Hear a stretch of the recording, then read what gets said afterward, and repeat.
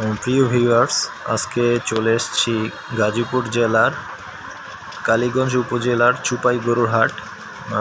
ভিডিওতে যেই হাটের রাস্তাটি দেখছেন, এটা চুপাই হাটের সম্মুখভাগের রাস্তা সংকীর্ণ হলেও হাটের ভিতরে পর্যাপ্ত গরু ছাগলের সমাগম আছে। আপনারা ভিডিওটি দেখলেই বুঝতে পারবেন।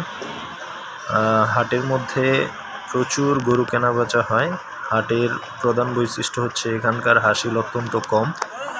ওনারা হাট কর্তৃপক্ষ গরু প্রতি 400 টাকা এবং ছাগল প্রতি 200 টাকা হাসিল ধার্য করেছে।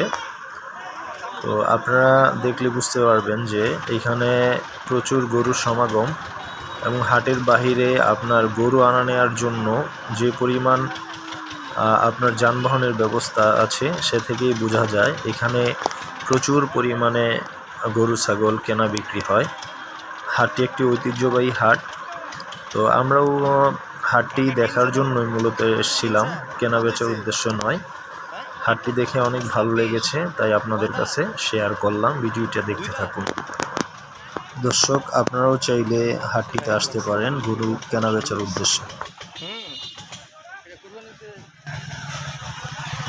ভাই ছাগল কিনছো, এটা কত হইছে?